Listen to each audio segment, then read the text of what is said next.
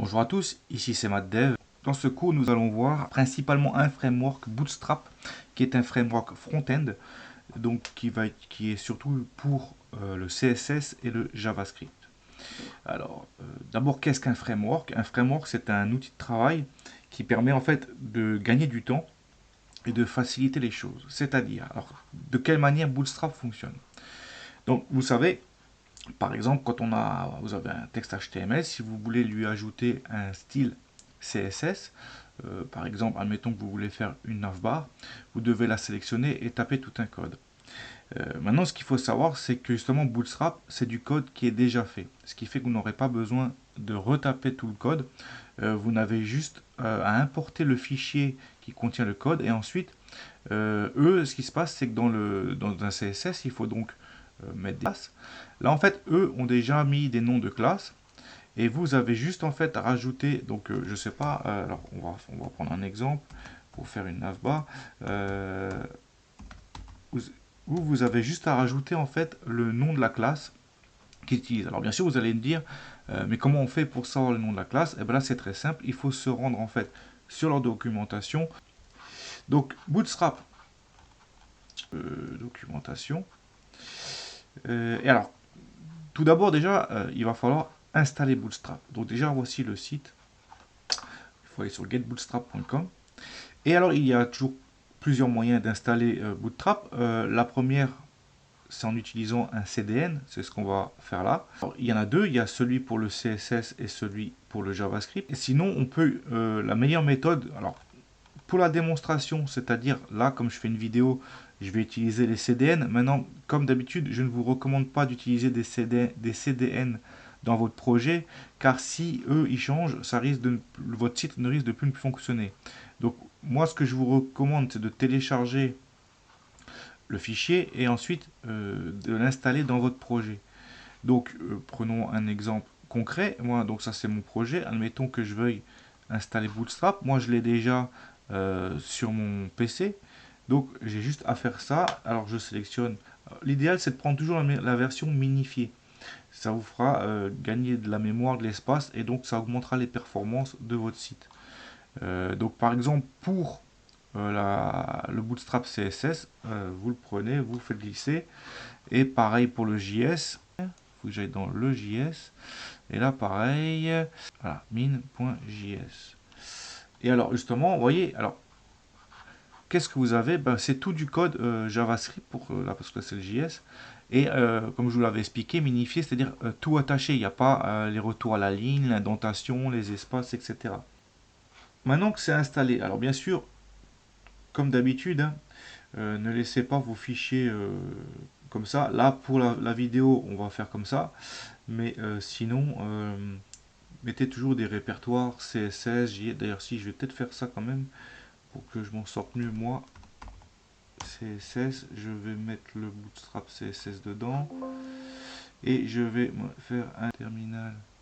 Donc terminal, on va se rendre, donc on va se trader, on va faire mkdir.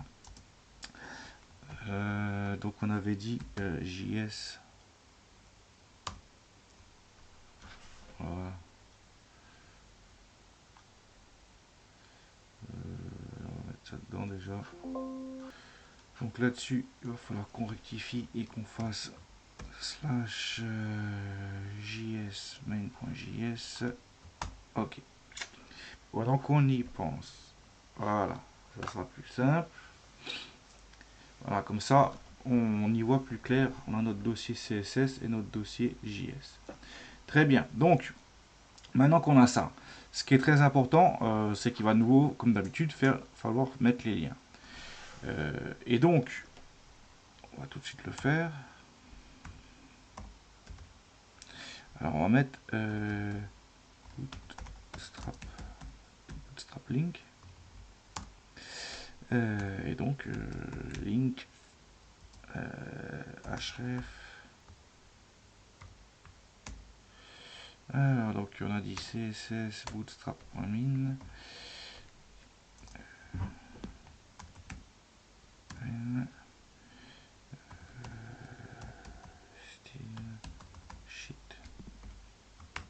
Donc finalement, en fait, je vous avais dit en début de vidéo que j'ai utilisé le CDN, là, en copiant en réalité ce lien, mais je ne vais pas faire ça. Je vais faire, en fait, j'ai importé maintenant les fichiers dans mon projet, donc je fais le lien vers les fichiers directement, en fait. Et ce qui est très important, alors, je vais faire... Vous allez comprendre quand je vais finir. Link, href.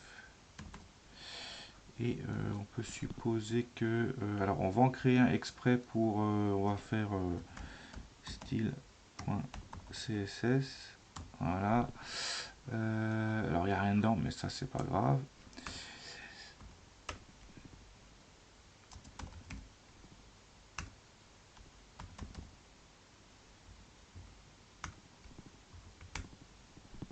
Voilà. Alors, j'ai fait ça pour vous montrer, c'est que ce qui est très important, c'est de toujours mettre le lien Bootstrap avant vos propres fichiers CSS à vous. Pourquoi? Parce que des fois, déjà, le code va prioritairement utiliser les codes de Bootstrap, et ensuite votre style à vous qui va par-dessus. Ça, c'est la première raison. Pareil du côté, alors pareil pour le lien JavaScript, il va falloir d'abord mettre la balise script concernant Bootstrap, et ensuite le lien vers votre fichier JS à vous. Admettons que vous utilisez la librairie jQuery, c'est pareil, il faut la mettre avant. src. En plus, ça tombe bien parce que dans la vidéo sur JavaScript et jQuery, j'avais utilisé le CDN. Là, je vais utiliser un fichier importé, comme ça vous aurez vu les deux. Mais maintenant, ok, et comment ça fonctionne tout ça? En fait, c'est simple. Si vous voulez une navbar, vous voyez, il y a tout ce qui concerne le layout, tout ce qui concerne les contents, les formulaires et les components. Donc nous, on veut un component, on veut navbar. Alors, je ne sais plus dans quel c'est, mais on va voir. Donc par exemple, on veut une navbar. Et là, il nous donne un exemple. Il nous dit ça, c'en est une par exemple. Et si on veut reproduire ça, dans ces cas-là, on a le code là. Mais, et à la limite, pas forcément tout, mais au minimum, ce qui est important, vous voyez les classes. En fait, ce sont ces classes-là qu'il faut utiliser si nous voulons ce genre de barre. Alors moi, par exemple, j'ai bien envie plutôt d'avoir une navbar. Justement, on va voir si je la trouve, si elle est là ou dans l'autre. Ah, ça commence déjà à être plus intéressant. Non, non, non, non, non, non, non, non. Ça, moi je veux ça. Et je vais juste vérifier qu'il n'y en ait pas plus loin, mais normalement pas. Alors, voilà, c'était ça. Alors, voilà, ici. Pour avoir ce genre de barre de navigation, vous voyez, avec un non, pas celle-ci, c'est celle d'avant. Pardon, celle-ci. C'est aussi avec hors toile, là. Voilà. En fait, qu'est-ce qui va se passer? Ça, c'est une barre de navigation qui va disposer d'un burger menu. Et quand on clique dessus, ça va afficher les différents liens vers les autres pages. Parce que une barre de navigation, je rappelle, c'est une barre qui va contenir des liens vers d'autres pages ou même voir ou des articles de la page même. Mais voilà, en tout cas des liens. Et donc, alors je vérifie, oui c'est ça.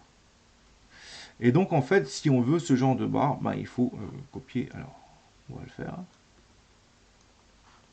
Ce genre de truc, et vous n'avez plus qu'à le coller. Voilà. CTRL V.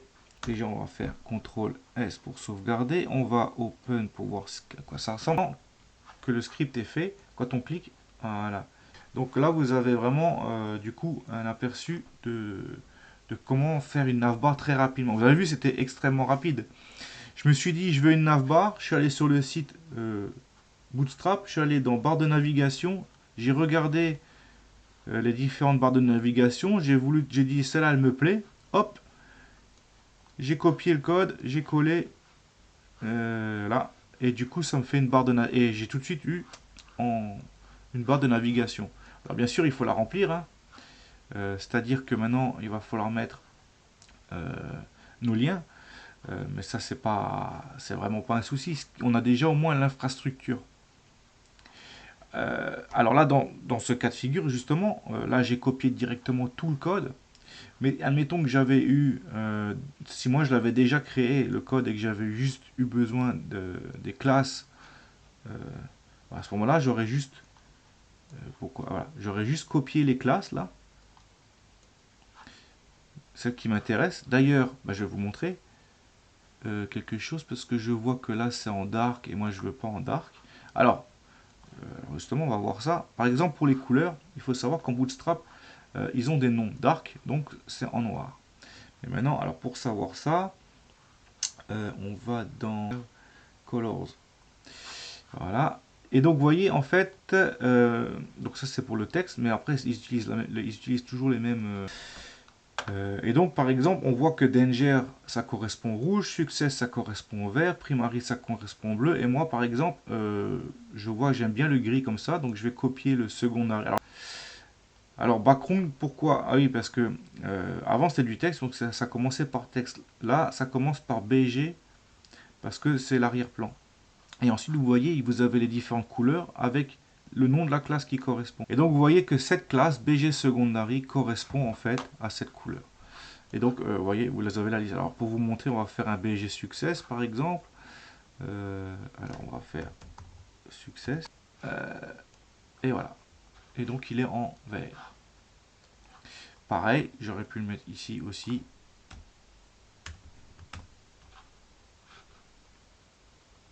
Peu importe, mais voilà. Et donc, en fait, c'est du style, vous n'avez pas besoin du coup, vous voyez, d'écrire, de créer un fichier CSS, de mettre, de sélectionner l'élément, de lui mettre background color égale green. En fait, vous arrivez, vous allez sur votre site. Alors au début, quand vous êtes nouveau et que vous ne connaissez pas du tout, ça va vous faire perdre un petit peu plus de temps parce que vous allez devoir chercher et, et faire des essais.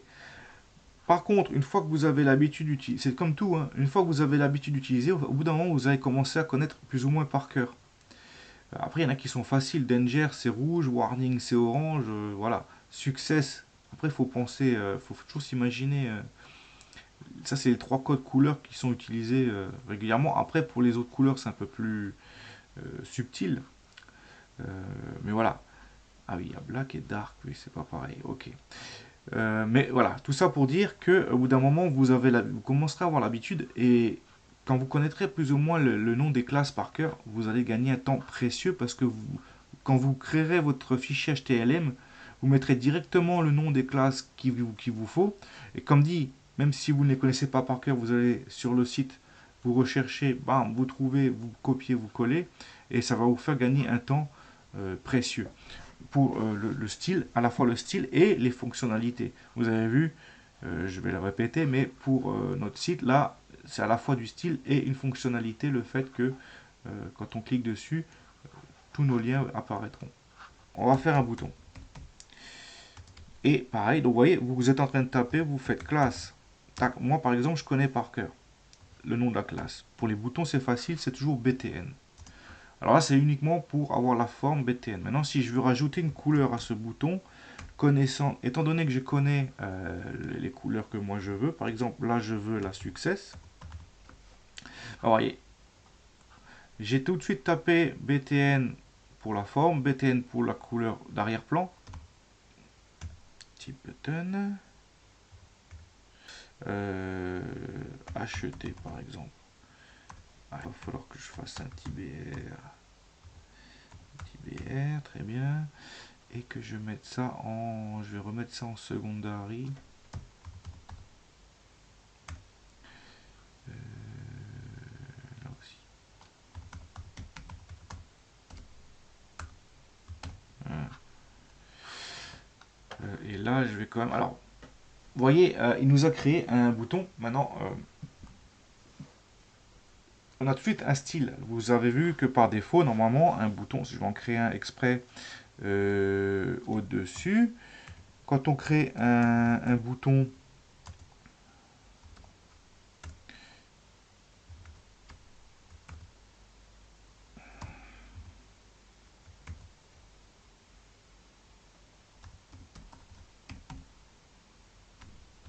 quand on crée un bouton en HTML Et si on ne précise rien et qu'on n'applique pas de style CSS dessus, par défaut, il ressemble à ça, un bouton. Maintenant, là, vous voyez, juste en rajoutant le nom des classes, on obtient déjà ça, c'est-à-dire une apparence déjà avec un format, une taille, le fait d'avoir des bons arrondis, une couleur verte, le fait que ça soit écrit par exemple en blanc, pas en noir, comment dire ça, enfin une taille, qui ait un padding, etc. Pour les fonctionnalités aussi, parce que là on a créé le bouton, mais si on clique dessus il ne se passe rien. Si on veut que, justement, si on veut qu'en cliquant là-dessus, ça nous dirige vers une page ou vers quoi que ce soit, qu'il se passe une action quelconque, ça après, ça va être à nous de le faire. On va devoir créer des fichiers quand même JavaScript pour les fonctions. Pour vous faire la démonstration, j'ai créé un bouton, mais j'aurais très bien pu faire un lien. Ça revient au même. Notre lien en fait aura du coup l'apparence d'un bouton. Si on lui met les classes là, voilà. Donc qu'est-ce qu'une carte? Alors en fait c'est quelque chose qui se représente de cette manière. Et donc vous voyez, si vous avez envie, par exemple, je sais pas, de faire un site, on imagine notre site où d'agence de voyage où on voudrait présenter en fait des petites cartes comme ça avec un résumé, avec une photo de la destination, une petite description. Il y a un petit bouton qui dit réservé et qui va nous rediriger vers autre part. Mais si on veut en présenter plusieurs comme ça de suite, on peut utiliser justement ce système de cartes. Et donc pareil, alors il y en a pareil, ils vont nous en proposer plusieurs. Vous voyez, ça c'est le style de carte comme ça, il y a ce style là. Euh, non. Mhm. Alors on va regarder tout ce qu'ils ont. Mhm. Bah, écoute, après il y a les cartes toutes simples avec juste du texte. Donc après pourquoi? Après vous voyez, vous pouvez choisir. Enfin il y a différents types de cartes. Alors on va utiliser voilà. Ou les cartes comme ça de couleur. Alors il y en a plein, il y a plein de styles. Et justement, ça me plaît pas trop, ça me plaît bien ça, mais c'est trop collé. Je préfère utiliser en plusieurs fois. Ah, voilà, par 4 comme ça peut être pas mal. Grid card, on va faire ça, tiens. Ça, c'est pas. Ah, mais je préfère peut-être. Ouais, alors on va voir. Ouais, ou comme ça. Ah, ou celui-là. C'est plus mon style, ça. Alors, on fait copie. Vous voyez, vous copiez. Vous allez sur votre projet. On va virer les boutons dans un premier temps. On colle ça. On sauvegarde. On regarde déjà ce que ça nous donne. Et donc, alors bien entendu, nous on n'a rien rempli, on n'a pas mis de photos, on n'a rien écrit et tout, hein, mais vous voyez, en quelques secondes, on a tout de suite déjà une infrastructure. Et alors après, bien entendu, voyons voir. Vous voyez, surtout que si maintenant vous en voulez, par exemple, sur toute votre page, vous avez juste à chaque fois, vous copiez une fois, et après vous collez, et hop, vous voyez, et vous avez tout de suite en fait un site déjà avec une navbar, avec des cartes de prête, et tout ça en même pas 5-10 minutes, quoi. Et donc vous voyez, ce framework est vraiment extrêmement pratique. D'ailleurs, il est utilisé par tout le monde, hein. Tous les développeurs connaissent Bootstrap et l'utilisent. Donc, par exemple, ça c'était pour les cartes. Après, pour formulaire, alors voilà, c'est ça que je voulais vous montrer. Donc, formulaire. Pareil, vous montre certains types de formulaires, de connexion. Un formulaire qui permet à l'utilisateur de nous envoyer un mail. Il rentre son adresse email, il rentre son texte, et ensuite il nous envoie ça. Après, on a les breadcrumbs, ouais, ça c'est pas mal aussi. Card, on avait vu plus ou moins. Collapse, drop down. Pour faire les modales aussi, ça c'est pratique, ça va très vite. Alors les modales, si vous ne savez pas ce que c'est quand par exemple il y a une fenêtre, vous êtes sur un site et puis d'un coup tu as une petite fenêtre qui s'ouvre, qui vous informe, qui envoie un message quelconque, hein, selon ce que. Alors à l'époque ça s'appelait les pop-ups, c'était beaucoup utilisé pour faire des trucs de pub intempestives. Maintenant c'est devenu, je crois, interdit peut-être pas, mais il y en a plus tellement. Mais en tout cas, quand vous avez une pop-up, maintenant c'est plutôt pour vous avertir, mettre en avant quelque chose qu'on veut absolument que vous voyez. Souvent, ça concerne des réglementations. Par exemple, si vous arrivez sur un site pour adultes, avant d'accéder, il y aura une fenêtre qui vous dit attention, c'est un site pour adultes, avez-vous plus de 18 ans? Oui, non, avec une case, un bouton à cliquer. Vous voyez que vous pouvez fermer et vous pouvez faire en sorte, après il y a un code, que la personne ne peut pas avoir accès au site tant qu'elle n'a pas fait un choix. Ah, on va faire ça. Pour que je vous montre, en fait, on va faire celui-là.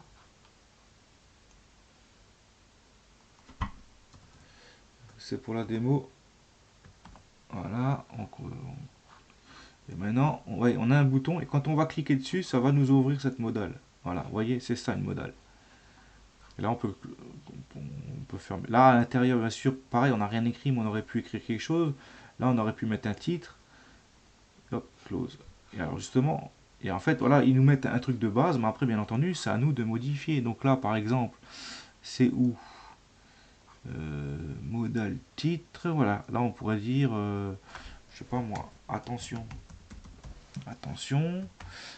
Ensuite, là, je vais mettre trois petits points. On pourrait mettre veuillez accepter les termes d'utilisation. Bon, pas grave, hein, si je fais des fautes, là je fais vite fait. Donc quand on clique, vous voyez, veuillez accepter les termes d'utilisation. Il y a bien marqué attention. Hop, close. Et donc après, oui, voilà, vous le modifiez, vous le personnalisez comme vous le voulez, mais vous avez au moins déjà une infrastructure de base, voilà, très rapidement. Donc voilà. Donc vous voyez, alors là, bien sûr, c'était au déclenchement d'un bouton. Maintenant, on aurait pu le faire justement, créer une modale via le chargement d'une page, enfin, qui s'affiche automatiquement dans d'autres circonstances en fait. Donc dans ces cas-là, c'était comme ils avaient dit, c'était ça. Top. Ah oui, attendez, tout le type est une pop over. C'est ça que je voulais vous montrer aussi parce